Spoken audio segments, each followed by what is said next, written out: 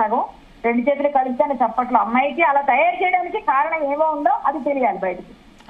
చాలా thanks madam, చాలా ధన్యవాదాలు. Thank you so much Kalyani గారు, మా కోసం టైం కేటాయించినందుకు. అమ్మా, ఇంకొక విషయం, అఘోరాలు అంటే కొంత వారి పద్ధతి అంతా కూడా, వ్యవహార శైలి అంతా మన సమాజానికి, సామాన్యులందరికీ కూడా కొంత వ్యతిరేకంగా ఉంటుంది. ఇతను కూడా తొలుత ఆ రకంగానే యాక్ట్ చేసినటువంటి పరిస్థితి. ఒక్కసారి మనం ఆ కారు కనుక చూస్తే, i20 కారులో పుర్రెలు, సామాన్యులు ఎవరైనా చూస్తే ఒక్కసారిగా కొంత భయపడుతూ ఉంటారు పుర్రెలు అవన్నీ చూస్తే.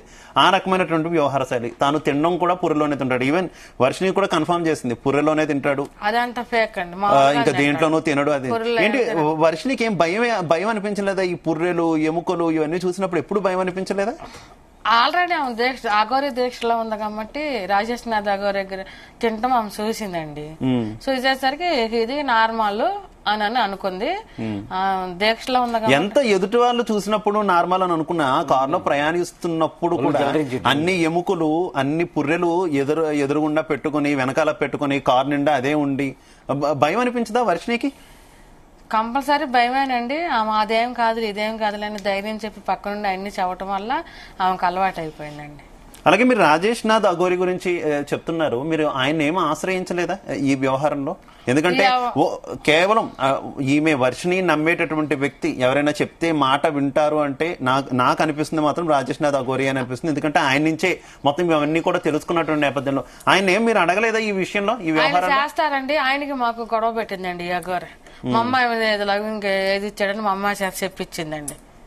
చెప్పించి కేసు పెట్టించింది. చాలా మంచివారండి. చాలా మంచి. ఈ రోజు నేను మీ ముందు నిలబడి ఇలా ఆయన ముందరకు వచ్చేసి వ్యక్తి చేసేవాడండి, మాకు చాలా ఆదరించేవాడండి.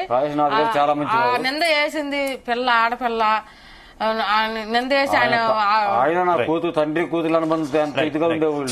చివరిగా అమ్మ మీరు ఏం చెప్తారు? జీ తెలుగు న్యూస్ వేదికగా వర్షినికి ఏం చెప్తారు? చెప్పు వర్షిని.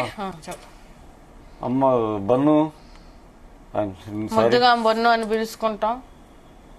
శ్రీవర్షిని, అమ్మ ఈ మంత్ ఎండింగ్ లో నీ ఎగ్జామ్స్ ఉన్నాయి, ప్లస్ నాకు ఆరోగ్యం బాగుండే సంగతి నీకు తెలుసుకమ్మా. మీ అమ్మ షుగర్ పేషెంట్, నేను పెరాలసిస్ పేషెంట్ ని, ఎన్ని తెలుసుకమ్మా. వచ్చేసే తల్లి, నాకెవరు ఎంతో మంది లేకమ్మా, నువ్వు అన్నయ్య కదా, వచ్చేయమ్మా.